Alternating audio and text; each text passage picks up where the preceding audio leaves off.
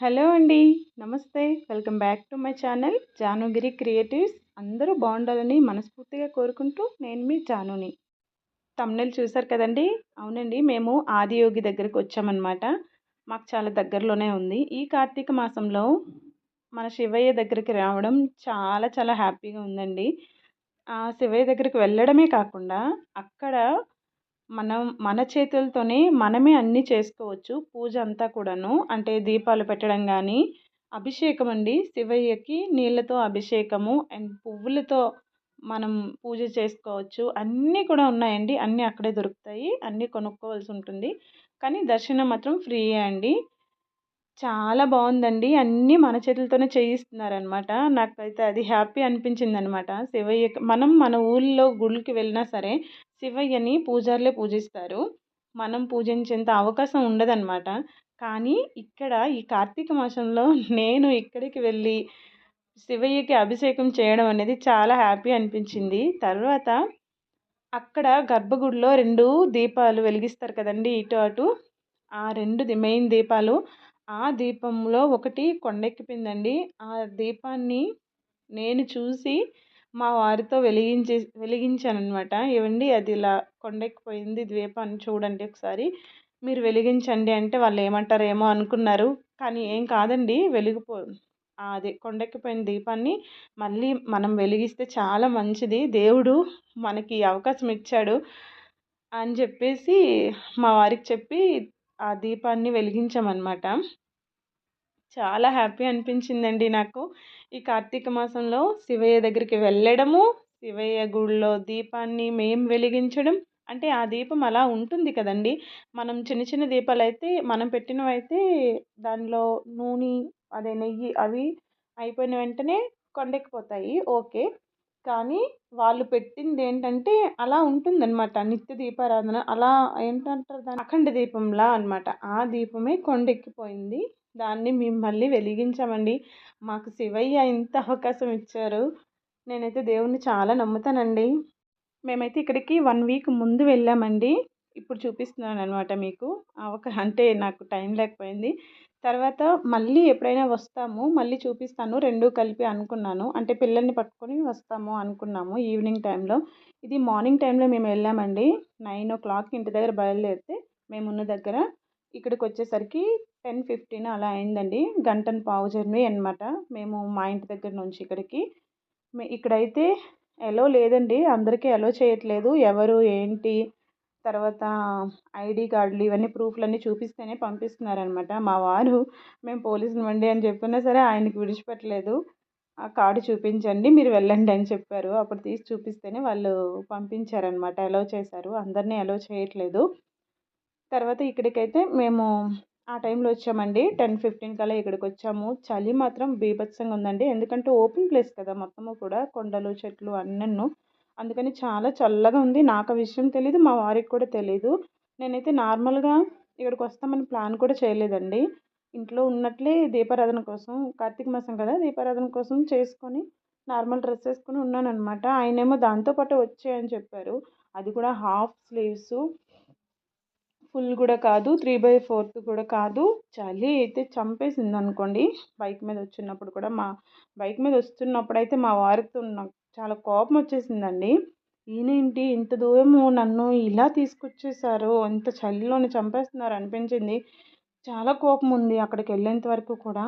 కానీ ఎప్పుడైతే శివయ్యని చూసానో, ఆ స్టాచ్యూ చూసానో అప్పుడు నేను అదంతా మర్చిపోయానండి. ఆయన మీద కోపం అంతా తగ్గిపోయింది. అంత హ్యాపీ అనిపించేసిందనమాట. ఆ చలి, గిలి అంతా పోయింది. అదనమాట శివయ్యని చూస్తే అలా ఉంటుంది. మేము మళ్ళీ నిన్న పౌర్ణమి రోజు ఇక్కడికి వస్తామనుకున్నామండి. నేనైతే అనుకున్నాను. పౌర్ణమి రోజు ఈవినింగ్ టైంలో వెళ్ళి అక్కడ కాసేపు స్పెండ్ చేసి ఇక్కడ ఈవినింగ్ టైంలో షో అవుతుంది. ఆ షో చాలా బావుంటదండి. అంటే ఆ శివయ్య మనకి ఎన్ని రూపాలెత్తి చూపిస్తారో లైట్ సెట్టింగ్‌లో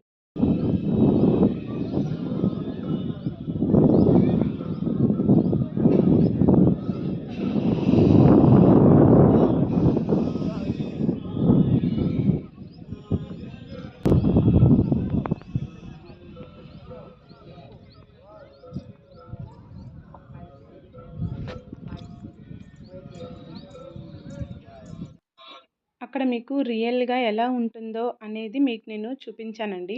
కొంచెం క్లిప్‌తో. అక్కడ అలా ఉంటుందనమాట. చాలా చలి, గాలండి బాగాను. ఓపెన్ ప్లేస్ కదా! ఎక్కువ గాలొస్తుందనమాట. చాలా చలి వేస్తుంది. మీకు చెప్పాను కదా! నిన్న పౌర్ణమి రోజు వద్దామనుకున్నామని. ఇంకా ఈవినింగ్ టైంలో వద్దామనుకుంటే వర్షమండి. ఫుల్‌గా వర్షమనమాట. బెంగుళూరులో ఎప్పుడు వర్షం పడుతుందో తెలీదు. ఎప్పుడో ఎండెక్కుతుందో కూడా తెలీదు.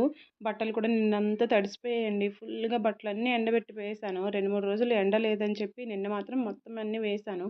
అవలా తడిచిపోయాయనమాట. అలా ఉంటుందనమాట ఇక్కడ.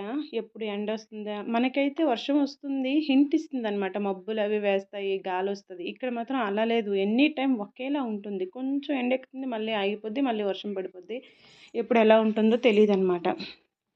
అదే అండి. ఇంకా నిన్నైతే రాలేకపోయాము.